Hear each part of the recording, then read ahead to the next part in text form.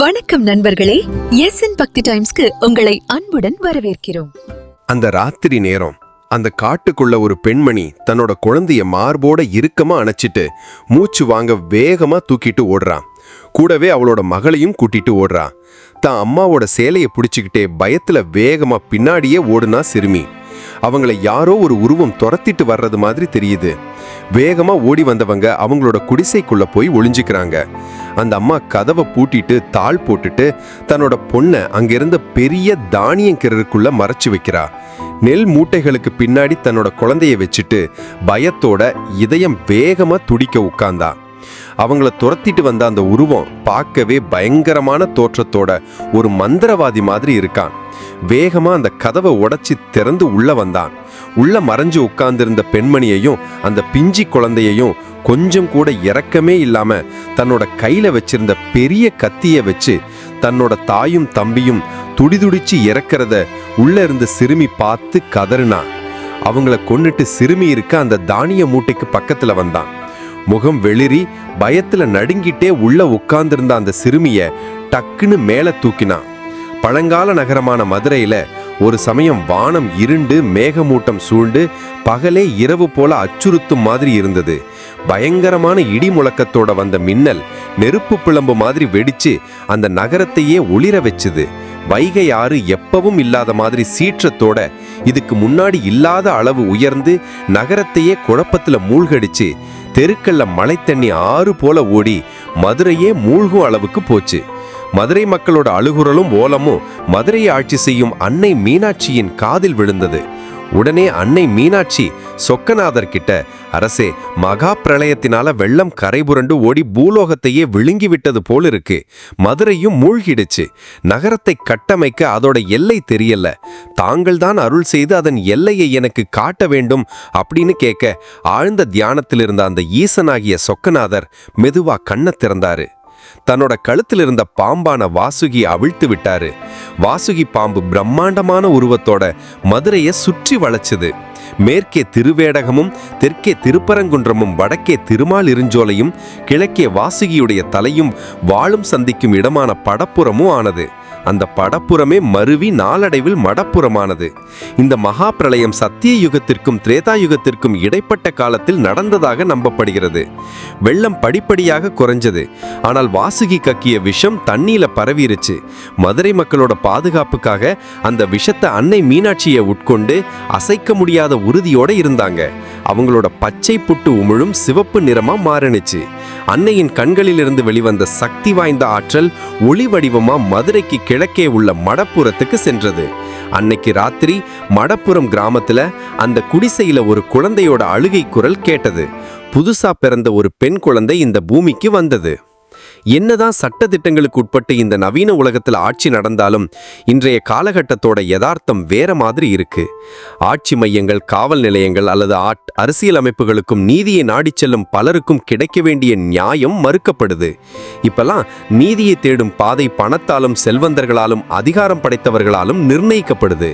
அதனாலதான் ஏழைகளும் சமுதாயத்துல பின்தங்கியவர்களும் மனவலியோட கடைசியா நீதி தேடி போற இடம் கோவில். இந்த கலியுகத்திலையும் சத்தியத்துக்கு கட்டுப்பட்டு நீதி வழங்கும் தெய்வங்கள் பலர் இருக்காங்க.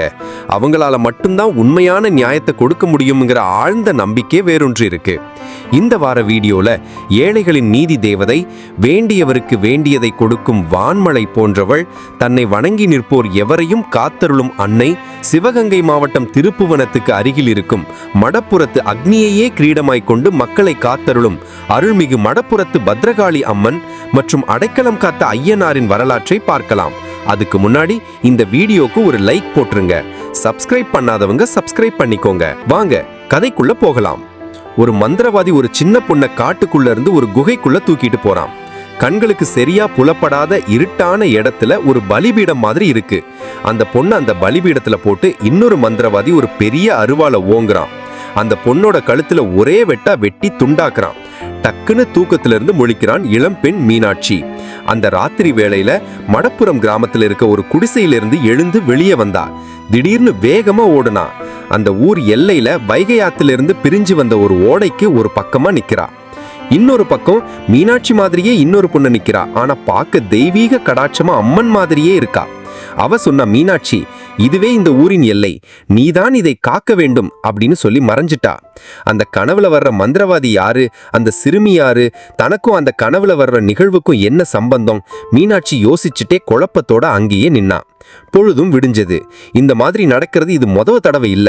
இந்த கனவு வரும்போதெல்லாம் அவளை அறியாமலேயே அவ இப்படி ஓடி வர்றதும் அவளை மாதிரியே இருக்க அந்த சிறுமியை பார்க்கறதும் தொடருது. மடப்புறம் கிராமத்துல ஏகாம்பரம் மற்றும் யாமலை தம்பதிகளுக்கு மகளா பிறந்தவள் தான் மீனாட்சி. ஊழி பிரளயம் ஏற்பட்ட பிறகு பல காலங்களுக்கு குழந்தை பேர் இல்லாமல் இருந்தவர்களுக்கு மதுரையை ஆட்சி செய்யும் அந்த அன்னை மீனாட்சியின் அருளால பிறந்த குழந்தை என்பதால அந்த அன்னையின் பெயரையே வச்சாங்க. தெய்வாம்சம் பொருந்திய பெண் என்பதால ரொம்ப சீராட்டி வளர்த்தாங்க. சமீப காலமா கெட்ட கனவுகளாலையும் தன்னை சுத்தி ஏதோ அமானுஷ்யம் நடக்கிற மாதிரியும் உணர்ந்தா. தன்னோட இஷ்ட தெய்வமான சொக்கநாதரையும் அன்னை மீனாட்சியையும் தொடர்ந்து வழிபட்டா. கொஞ்ச காலமாவே கிராமத்துல சில கெட்ட சகுனங்கள், திடீர் மரணங்கள் மாதிரி சில சம்பவங்கள் நடக்குது. இதனால கிராம மக்கள் நம்ம ஊருக்கு ஒரு காவல் தெய்வம் வேணும்னு நினைச்சாங்க. பாபநாசம் பக்கம் மேற்கு தொடர்ச்சி மலையில இருக்க சொரிமுத்து ஐயனார் கோவில்ல இருந்து பிடிமண் எடுத்துட்டு வந்து சேம குதிரை செஞ்சு கோயில் எழுப்பலாம்னு முடிவு பண்ணாங்க. சேர நாட்டுல அடர்ந்த காட்டுல உள்ள இருள் நிறைந்த ஒரு மலை குகையில குருநாதி, நிராகிருதன், காளியந்தன் என்ற 3 கொடிய அரக்க குணம் கொண்ட மந்திரவாதிகள் இருந்தாங்க. அந்த குகைக்குள்ள சில சடங்குகளை செஞ்சிட்டு இருக்காங்க. புதையல தேடி பல வருடங்களா பல இளம் பெண்களையும் சிறுமிகளையும் நரபலி கொடுத்து இந்த சடங்குகளை இவங்க செய்யறாங்க. ஆனா ஒவ்வொரு தடவை பலி கொடுக்கும் போதும் புதையலுக்கு பக்கத்துல அவங்க போனாலும் அந்த புதையல் எங்க இருக்குன்ற ரகசியம் மட்டும் அவங்களுக்கு தெரியல. இதனால் அந்த மந்திரவாதிகளின் தலைவனான காளியந்தன் விரக்தியோடையும் கோபத்தோடையும் ஒரு கடுமையான யாகத்தை நடத்துறான். அந்த நேரம் அவங்க செஞ்ச யாக நெருப்புல இருந்து புகை மூட்டமா ஒரு சாத்தானோட உருவம் வந்தது. காளியந்தா, இத்தனை காலம் நீ எனக்கு கொடுத்த ஆன்மாக்களால என் பசி தீரல. பாண்டிய தேசத்தில் இருக்க ஒரு தெய்வீகமான இளம்பெண்ணின் ஆன்மாவை நீ எனக்கு பலி கொடுத்தா அந்த புதையல் இருக்கும் இடம் உனக்கு தெரிய வரும் அப்படின்னு சொல்லுச்சு. உடனே அதுகிட்ட காளியந்தன் கேட்டான், அந்த பொண்ணை நான் எங்க எப்படி போய் தேடுவேன்னு. அதுக்கு அந்த சாத்தான் சொன்னது, நீ எப்போ அந்த தேசத்துக்குள்ள கால் எடுத்து வைக்கிறியோ அந்த நேரம் ஒரு பாம்பு உனக்கு அவள் இருக்கும் திசையை குறிப்பால் உணர்த்தும்னு சொல்லி ஒரு அரக்க சிரிப்பு சிரிச்சுட்டு மறைஞ்சுது. அந்த மந்திரவாதிகள் 3 பேரும் சேர நாட்டிலிருந்து தங்களோட பயணத்தை தொடங்கினாங்க. அதே நேரம் மடப்புறத்திலிருந்து சில கிராமத்து ஆளுங்க திருநெல்வேலி மாவட்டத்தில் இருக்க சொரிமுத்து ஐயனார் கோவிலை நோக்கி கால்நடையா தங்களோட பயணத்தை தொடங்கினாங்க. அன்னைக்கு காலையில மீனாட்சி தன்னோட தோழிகள் கூட வைகை ஆத்துல குளிச்சுட்டு வீட்டுக்கு போயிட்டு இருந்தா. வர்ற வழியில தன்னோட தந்தையான ஏகாம்பரமும் ஊர் பெரியவங்களும் ஆற்றங்கரைக்கு பக்கத்துல உள்ள ஊர் எல்லையில ஐயனார் கோவில் கட்டுவதற்கு சரியான இடத்தை தேர்ந்தெடுத்து தேவையான வேலைகளை செய்ய ஏற்பாடு பண்ணாங்க. இந்த காட்சிகளை பார்த்த மீனாட்சியும் அவளோட தோழிகளும் அதை பத்தி பேசுறாங்க. நம்ம ஊர் ஆளுங்க பிடிமண் எடுக்க போயிருக்காங்களே, மண்ணு மட்டும் எடுத்துட்டு வந்தா சாமி கூட வந்துருமா அப்படின்னு ஒருத்தி கேட்டா. ஒருமித்த பக்தியோட ஒரு கிராமமே சேர்ந்து பிடிமண் எடுத்து ஒரு தெய்வத்தை கூப்பிட்டு கோயில் எழுப்புனா கண்டிப்பா அந்த தெய்வம் இறங்கி வரும். சுயநலமா தன்னோட வசதிக்காக தனியா கோயில் கட்ட போறேன்னு கூப்பிட்டாதான் வராது, மாறா அவங்க குலத்தையே அசைச்சு பாத்துரும். ஆனா தன்னோட தோழிகள் தங்களுக்குள்ள பேசுற எதுவுமே மீனாட்சியோட காதுல விழல. மீனாட்சியோட கண்களுக்கு தூரத்துல தெரிஞ்ச அந்த இடம் இருளடைந்த ஒரு குகை மாதிரியும் அந்த ஊர் ஜனங்கள் ஏதோ மந்திரவாதிகள் மாதிரியும் தெரியுது. தன்னோட தோழிகள் கிட்ட எதுவும் பேசாம அந்த இடத்தை விட்டு வேகமா வீட்டுக்கு ஓடுனா. மடப்புறம் கிராமவாசிகள் சிலர் மேற்கு தொடர்ச்சி மலையை அடைந்த அதே நேரம் இந்த 3 மந்திரவாதிகளும் மேற்கு தொடர்ச்சி மலையிலிருந்து பாண்டிய தேசத்துக்குள்ள நுழைஞ்சாங்க. அவங்க தங்களோட கால்கை அடியெடுத்து வச்சு அந்த நேரம் ஒரு காட்சியை பார்த்தாங்க. அந்த சாத்தான் சொன்ன மாதிரியே ஒரு பாம்பு அந்த பாதையில அவங்க முன்னாடி வட்ட வடிவத்துல சுருண்டு தன்னோட வாலை தானே கடிச்சுது. இதுக்கு என்ன அர்த்தம்?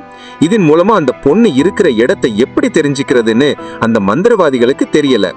பாண்டிய தேசத்துல இருக்க ஒவ்வொரு கிராமத்துக்கும் போய் அவங்க தேடி வந்த தெய்வாம்சம் பொருந்திய பொண்ணு எங்கேயாவது இருக்காளான்னு பாக்குறாங்க. இப்படியே நாட்கள் போகுது. இதுக்கு இடையில தங்களோட கிராமத்துக்கு காவல் தெய்வமா அந்த சொரிமுத்து ஐயனாரை கூட்டிட்டு வர்ற பூஜா புனஸ்காரங்கள் செஞ்சு பிடிமண் எடுக்க போனவங்க ஒரு வழியா பொதிகை மலையை அடைஞ்சாங்க.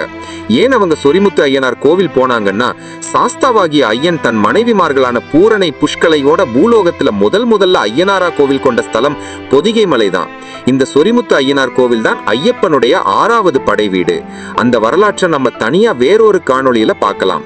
ஆனா அந்த சொரிமுத்து ஐயனார் கோவில்ல இருந்தோ அல்லது அந்த பொதிகை மலை காட்டுல இருந்தும் எந்த செல்வங்களையும் இயற்கை வளங்களையும் யாராலையும் கொண்டு வர முடியாது. ஏன் ஒரு பிடிமண்ணை கூட யாராலையும் எடுத்துட்டு போக முடியாத அளவு சுடலை மாடசாமி உட்பட ஐயனாருடைய 21 பரிவார தெய்வங்களும் காவலுக்கு இருக்கு. ஆனா எப்படியோ மடப்புறம் கிராமத்தாளுங்க சொரிமுத்து ஐயனார் கோவிலை அடைந்து ஐயனை வழிபட்டு பிடிமண்ணையும் எடுத்துட்டு கிளம்புனாங்க. இவங்க யாரும் தவறான நோக்கத்தோட வரல. இருந்தாலும் தன்னோட பரிவார தேவதைகள் கிட்ட இருந்து அவங்கள பாதுகாக்க ஐயனார் தன்னோட வாகனமான குதிரைய அருவமா அனுப்பி வச்சாரு. அதாவது யாரோட கண்களுக்கும் புலனாகாதபடி அவங்களுக்கு பாதுகாப்பா அவங்க கூடவே அனுப்பி வச்சாரு. மறுபுறம் பிரளய காலத்துக்கு அப்புறம் மதுரையின் எல்லையை வாசுகி காட்சிப்படுத்தின கதையை தெரிஞ்சுக்கிட்ட அந்த மந்திரவாதிகள் அவங்க பார்த்த அந்த பாம்பு வடிவத்துக்கான அர்த்தத்தையும் தெரிஞ்சுக்கிட்டாங்க.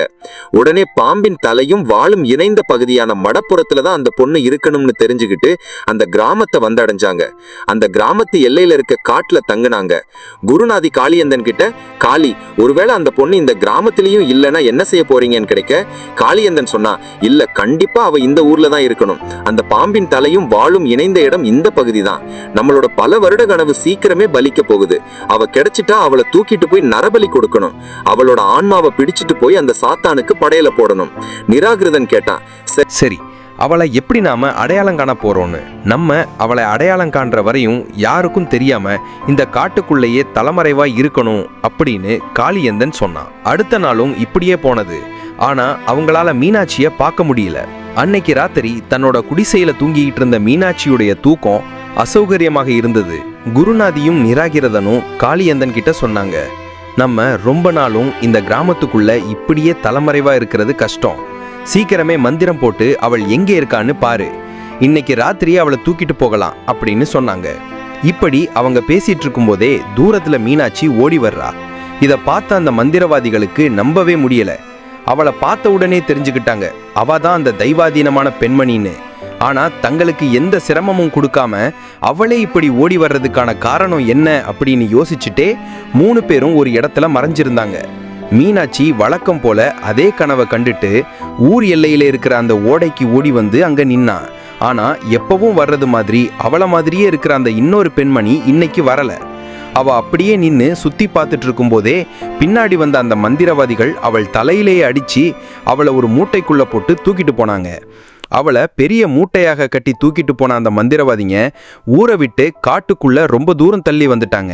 அவங்க போகும்போது அந்த நேரத்துல யாரோ நடந்து வர்ற காலடி சத்தங்கள் கேட்டது.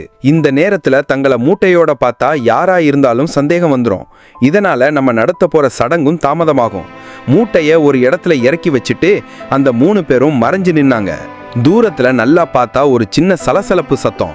அந்த இருட்டுல சில கிராமத்தாளுங்க கையில தீப்பந்தத்தை வச்சுட்டு தீவிரமா எதையோ தேடிக்கிட்டு இருக்காங்க. ஒருவேளை அவங்க தேடி வந்தது மீனாட்சியாக கூட இருக்கலாம். அவங்க போறது வரையும் அந்த 3 பேரும் அங்க இருந்த மரத்து மேல ஏறி உட்கார்ந்துகிட்டாங்க. இதுக்கு இடையில மூட்டைக்குள்ள இருந்த மீனாட்சி மயக்கம் தெளிஞ்சு முழிச்சு பார்த்தா ஒரே இருட்டு.